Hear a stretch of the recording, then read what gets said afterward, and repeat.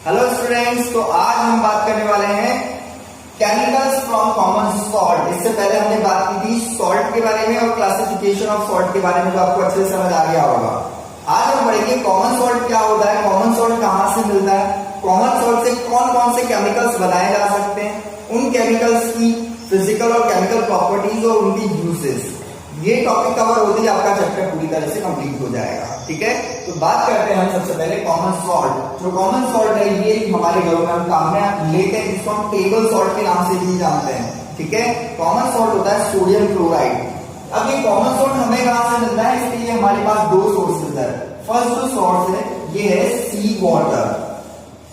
जो सी वाटर होता है उससे हमें कॉमन सॉल्ट इजीली मिल जाता है, और ये काफी कन्वेंशनल प्रोसेस है जो हमें ऑलरेडी पता है। इसमें हम क्या करते हैं, इसमें जो सी एरिया होता है, सपोज कि ये हमारे पास सी एरिया है, इसके पास में एक वाटर प्रूफ पॉन्ड बना दिया जाता है। ठीक है, और इसको एक कैनाल के थ्रू सी से कनेक्ट कर दिया जाता है। जब टाइड्स आती है, लो टाइड्स, हाई टाइड्स, तो ये फिल होना शुरू हो जाता है। जब ये पॉन्ड पूरी तरह से फ्लडेड हो जाता है तो इस कैनाल को क्लोज कर दिया जाता है। ओके, अब क्या होता है, ये जो वाटर है जो यहाँ पर आकर के स्टोर हुआ है, इसको सनलाइट में रहने दिया जाता है। तो सनलाइट की वजह से क्या होगा, ये वाटर इवेपोरेट हो जाएगा, और वाटर के इवेपोरेट होने के बाद रिमेनिंग सॉल्ट यहाँ पर रह जाएगा, जिसको हम कलेक्ट करके रिफाइन करके और जो भी आयोडीन वगैरह ऐड करना है, और उसके बाद हमारे तक पहुंचा दिया जाता है। तो ये था आपका फर्स्ट मेथड। तो first and main source of salt क्या है हमारे पास, that is sea water. Second, जो सेकंड है उस केस में हम लोग देखें, सेकंड केस है रॉक, जिसको हम रॉक सॉल्ट के नाम से भी जानते हैं। ठीक है, जो रॉक सॉल्ट होता है ये भी NaCl है, लेकिन ये व्हाइट नहीं होता, ये तो आपका व्हाइट सॉल्ट हो जाता है। रॉक सॉल्ट आपका पेल पिंक या फिर लाइट ग्रे कलर का होगा, ध्यान रखना। रॉक सॉल्ट पेल पिंक कलर का होगा या फिर ग्रे कलर का होगा, जिसको हम काले नमक के नाम से भी जगह जानते हैं। ठीक है, इसमें क्या होता है, बहुत सिंपल है, ये एक नेचुरल प्रोसेस है, ये तो आर्टिफिशियल प्रोसेस था जिसमें हमने इवेपोरेशन की करवाया। ठीक है, ये है एक नेचुरल प्रोसेस। इस प्रोसेस में जो रिवर्स होती है, उनके जो बेस या वेट्स होते हैं, तो अगर कोई रिवर है जो ऑलरेडी सॉल्टेड रिवर है और उसके बेस या वेट्स हैं, उनमें जो क्रैक्स होते हैं वहां पर वाटर जाकर के फिल होता रहता है, और वो वाटर नेचुरली इवेपोरेट होता जाता है, तो वो धीरे धीरे रॉक की फॉर्म में कन्वर्ट हो जाता है। उस रॉक को हम माइनिंग करके बाहर निकाल सकते हैं, और वहां पर जो हमें क्रिस्टल मिलेंगे वो क्रिस्टल किसके होंगे, रॉक सॉल्ट के। तो ये दो बहुत ही इंपॉर्टेंट हमारे पास सोर्स हैं, जिससे हम हमारा कॉमन सॉल्ट जो है बना सकते हैं। नेक्स्ट हम बात करें कॉमन सॉल्ट की क्या प्रॉपर्टीज है। देखो, व्हाइट सॉल्ट अगर मेल हो तो ये व्हाइट होगा। ठीक है, अगर रॉक सॉल्ट की बात करें तो ये पेल पिंक या फिर लाइट ग्रे कलर का होगा। इसके अलावा ये मेल्ट काफी हाई टेम्परेचर पर होते हैं, अप्रॉक्स 820 डिग्री सेल्सियस जो है ये इनका मेल्टिंग पॉइंट होता है। ये क्रिस्टलाइन सॉलिड होते हैं। ठीक है, ध्यान रखना, ये क्रिस्टल सॉलिड होते हैं। क्रिस्टल सॉलिड क्यों, क्योंकि एक Na+ है, दूसरा Cl- है। आयन जब भी आपस में बॉन्ड बनाएंगे तो क्रिस्टल बॉन्ड बनाते हैं, आयन बॉन्ड्स बनाते हैं। ठीक है, तो क्रिस्टल फॉर्म करेंगे। नेक्स्ट, ये वाटर में देखो इतना हाई मेल्टिंग पॉइंट है, लेकिन ये वाटर में इजीली सॉल्युबल होते हैं। हम सब जानते हैं वाटर में इजीली सॉल्युबल होते हैं, क्यों, क्योंकि पोलैरिटी है प्लस और माइनस, जहां भी पोलैरिटी देखने को मिलेगी वो वाटर में इजीली डिसॉल्व हो जाएगा। अब इससे आगे बात करें और क्या हो सकता है, जो सॉल्ट होता है वो हाइग्रोस्कोपिक नेचर का होता है। ध्यान रखना, सॉल्ट का नेचर क्या होता है, हाइग्रोस्कोपिक। हाइग्रो वाटर से बिलॉन्ग होता है, वाटर मॉलिक्यूल्स जो होते हैं उनको एब्जॉर्ब करने की एबिलिटी रखता है। तो आपने कभी भी देखा होगा, जो टेबल सॉल्ट होता है हमेशा बारिश के दिनों में, जब भी मॉइस्चर एनवायरनमेंट में इंक्रीज होता है, तो इस रेनी सीजन में वो थोड़ा थिक होना शुरू हो जाता है। क्यों, क्योंकि इसमें वाटर ड्रॉपलेट्स आना शुरू हो जाती है, ये वाटर ड्रॉपलेट्स को एब्जॉर्ब करना शुरू कर देता है। ठीक है, और इसीलिए बहुत सारी आप कहीं भी रेस्टोरेंट वगैरह में जाएंगे तो वहां पर आपको उसके अंदर राइस सीड भी मिलता है। उसका रीजन क्या है, राइस सीड्स लाने का, कि वो एक अच्छा वाटर एब्जॉर्बर होता है, तो वाटर क्रिस्टल को एब्जॉर्ब कर लेता है, जिससे आपका जो सॉल्ट है वो ड्राई स्टेट में रहता है। ठीक है, अब इससे आगे बात करें नेक्स्ट। कौन कौन से केमिकल्स पढ़ने हैं जो कॉमन सॉल्ट से बनते हैं। तो पहला केमिकल जो हमें बनाना है that is caustic soda. Caustic soda आप इसको NaOH के नाम से जानते हैं, सोडियम हाइड्रोक्साइड बेस में हम लोगों ने पढ़ा है काफी बार, ठीक है। सेकंड केमिकल जो हमें पढ़ना है दैट इज ब्लीचिंग पाउडर, ठीक है, that is CaOCl2। Third chemical जो हमें यहां पर डिस्कस करना रहेगा ब्लीचिंग पाउडर के बाद वो होगा आपका बेकिंग सोडा। बेकिंग सोडा, ठीक है, ये नॉर्मल यूज आने वाले सारे सब्सटेंसेस है। इसका फॉर्मूला है NaHCO3, sodium hydrogen carbonate. Next fourth जो हमें पढ़ना है that is washing soda.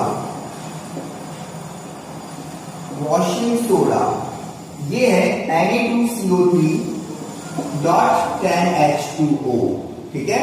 Next इसके आगे हम लोग बात करें तो लास्ट जो होगा that is plaster of Paris. Plaster of Paris POP, इसका फॉर्मूला होता है CaSO4.12H2, कैल्शियम सल्फेट हेमीहाइड्रेट।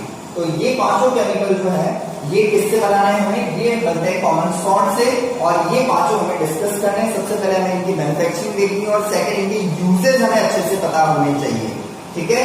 तो स्टार्ट करते हैं फर्स्ट वन से। तो फर्स्ट क्या है हमारे पास, first one is caustic soda. Simple, इसका जो फॉर्मूला है दैट इज सोडियम, ये एक्चुअली इसका केमिकल नेम है, आप ध्यान रखना। जो इंडस्ट्रियल नेम है वो इसका है कास्टिक सोडा, और टेक्निकल नेम की अगर मैं बात करूं तो ये हो गया सोडियम हाइड्रोक्साइड, ठीक है। अब इसे बनाया कैसे जाए, सोडियम हाइड्रोक्साइड कैसे बनाया जाए इसको समझना। इसको बनाने का बहुत सिंपल मेथड है।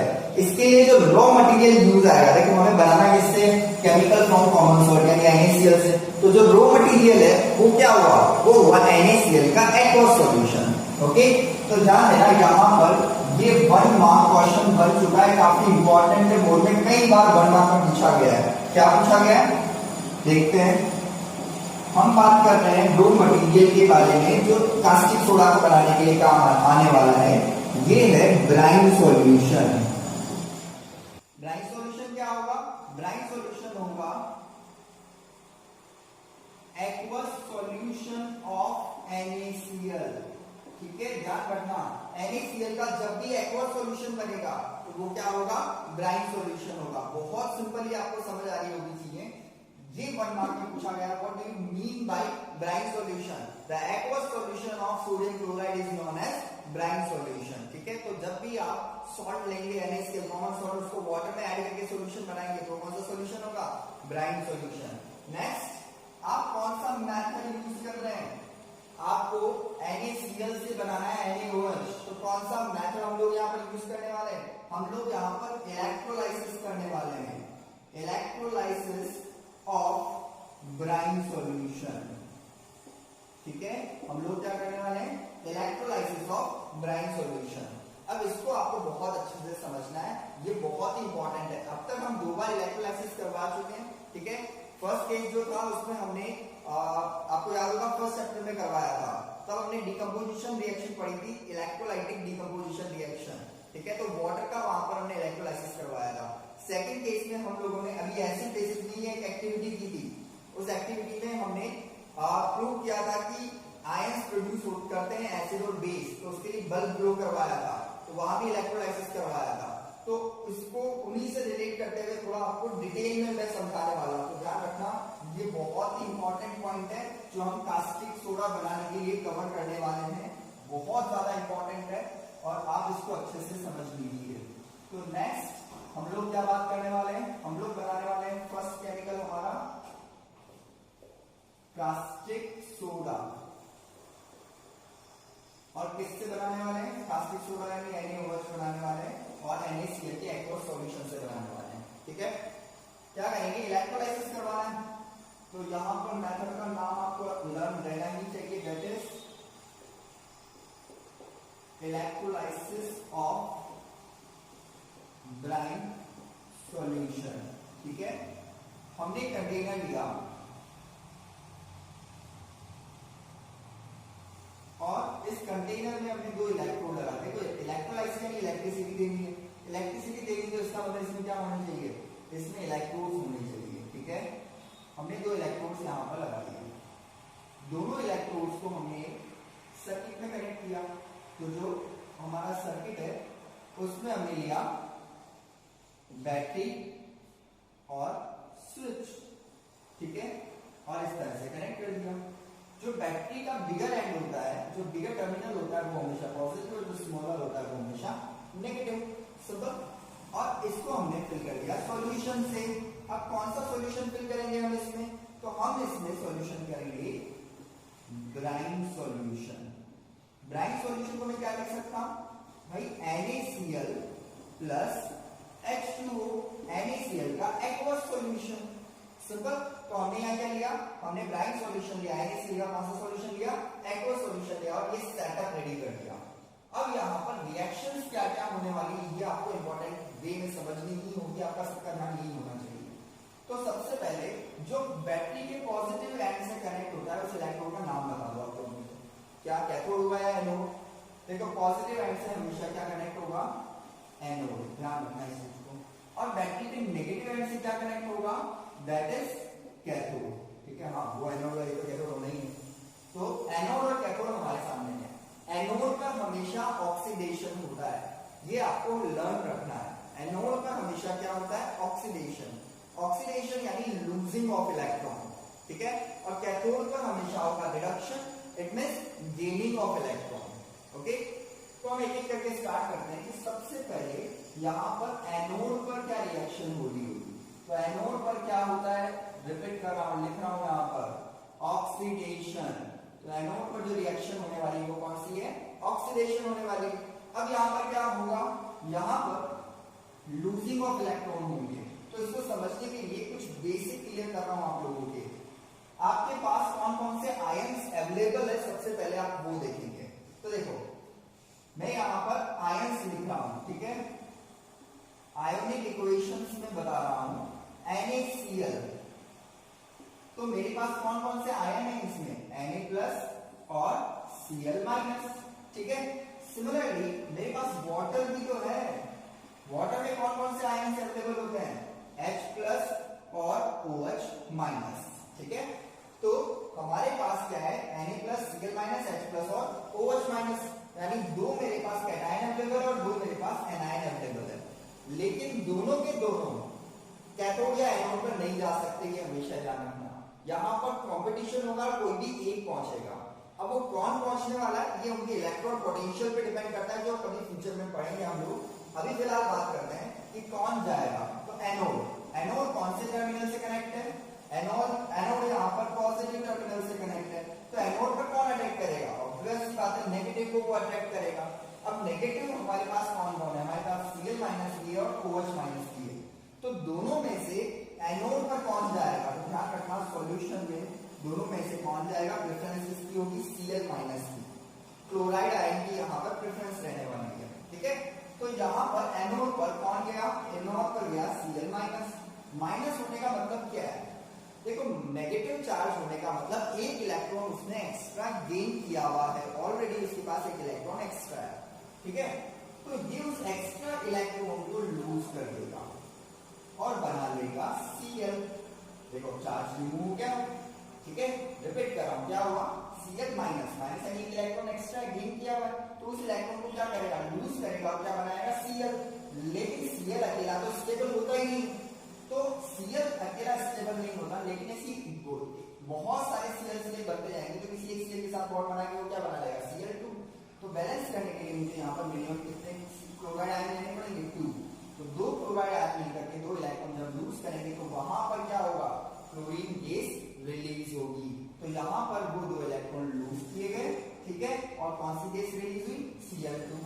अब इलेक्ट्रॉन इस इलेक्ट्रोड पर है, यहाँ रुकेंगे नहीं, इलेक्ट्रॉन किधर मूव करेंगे, इलेक्ट्रॉन यहां से सर्किट में होते हुए आपका मूव करते हुए यहाँ पर आ जाएंगे। तो यहाँ कितने इलेक्ट्रॉन आ जाएंगे, ये दो इलेक्ट्रॉन मूव करके आपकी कैथोड की तरफ आ जाएंगे। ठीक है, अब क्या होने वाला है यहाँ पर, अब बात रिएक्शन होने वाली है कैथोड पर।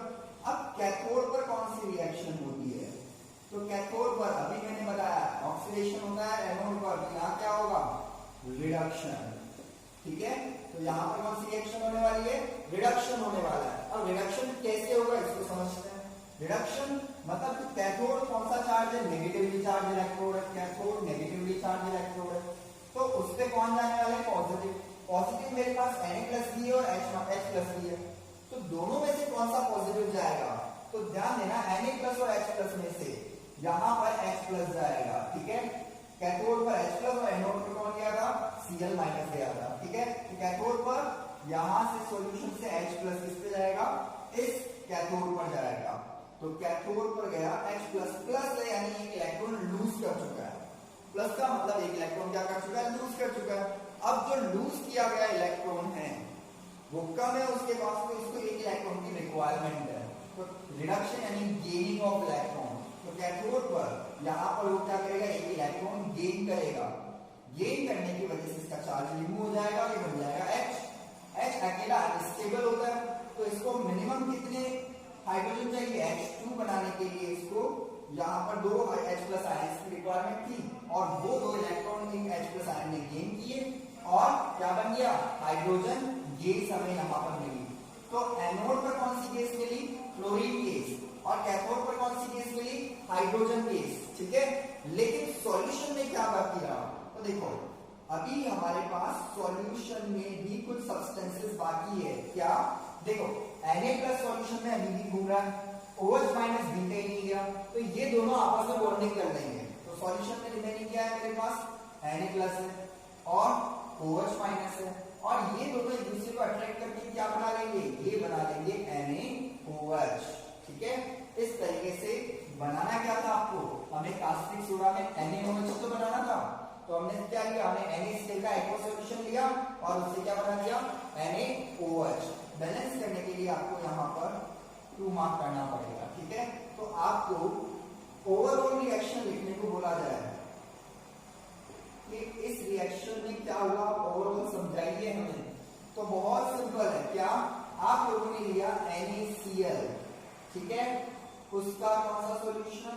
Aqua solution. क्या मैं यहाँ पर लिख सकता हूं? Bryan solution. ठीक है, और उसका हमने क्या किया? उसका हम लोगों ने किया इलेक्ट्रोलाइसिस। ठीक है, ब्राइन सॉल्यूशन का क्या किया? इलेक्ट्रोलाइसिस। तो हमें सॉल्यूशन में क्या मिला? सॉल्यूशन में मिला हमें NaOH।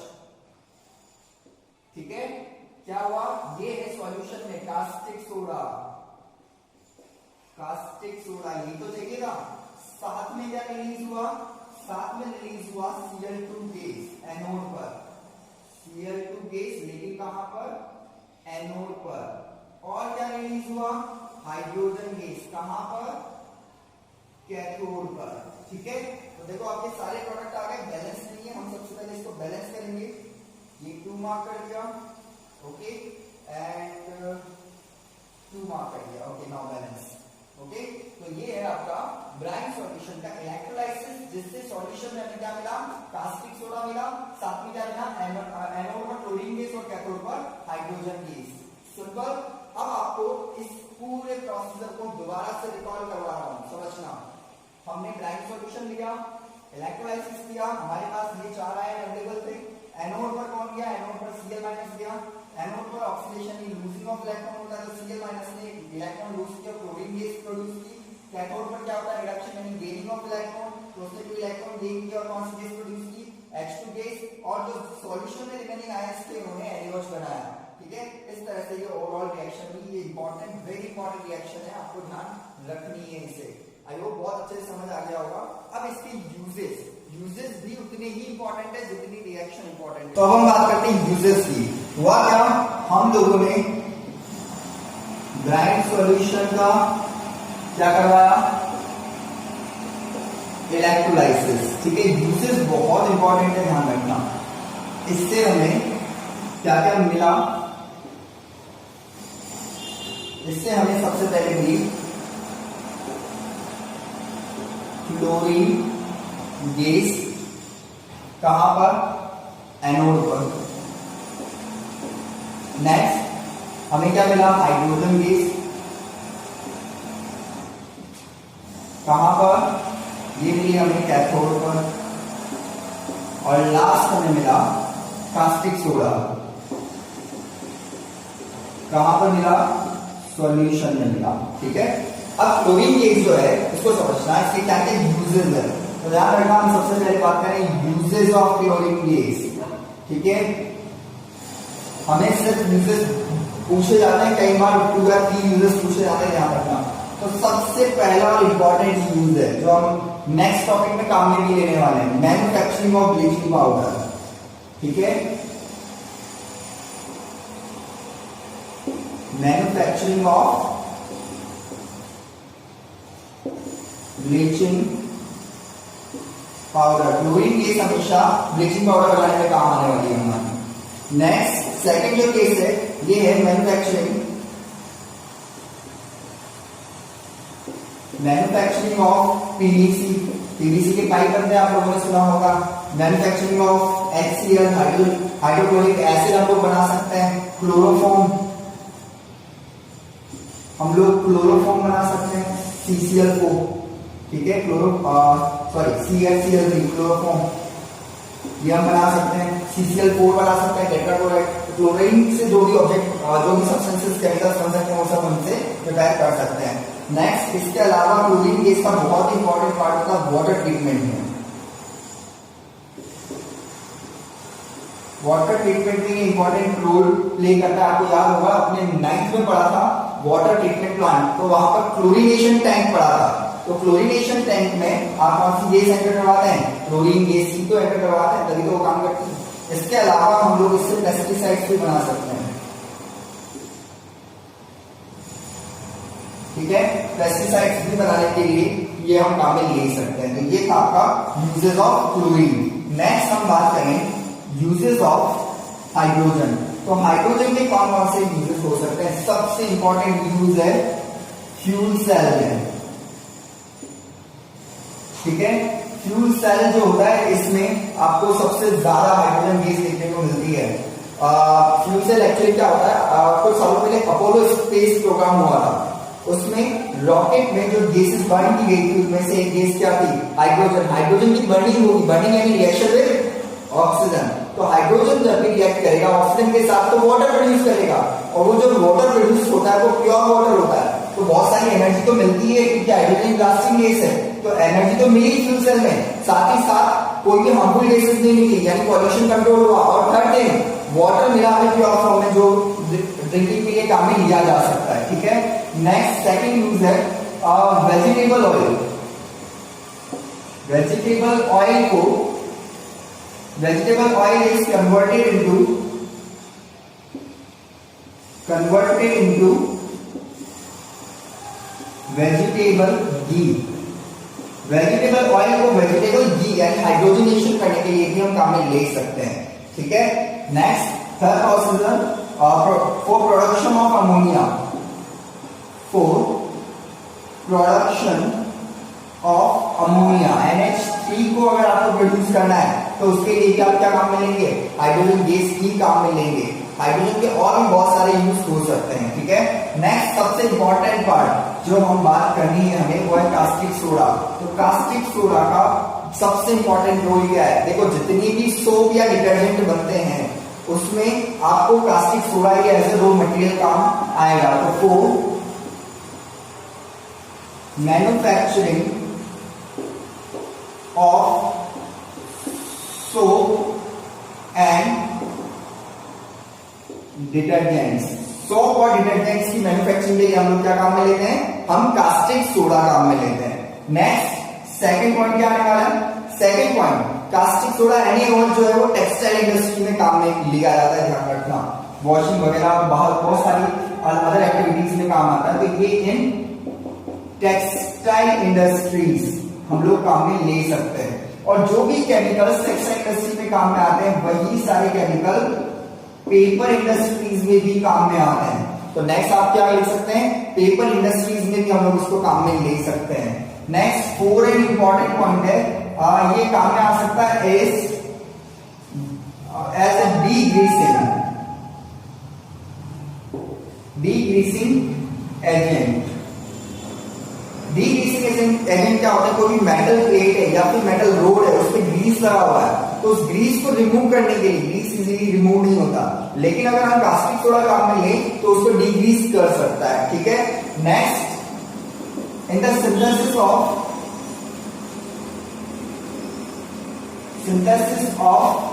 आर्टिफिशियल फाइबर्स, जो आर्टिफिशियल फाइबर्स होते हैं, फॉर एग्जांपल रेयॉन थ्रेड, जो रेयॉन थ्रेड होता है उसमें ये क्या काम आता है, कास्टिक सोडा काम में लिया जा सकता है, ठीक है। उसके अलावा हम लोग बात करें इन केमिस्ट्री लैब, बिल्कुल इन लैबोरेटरीज,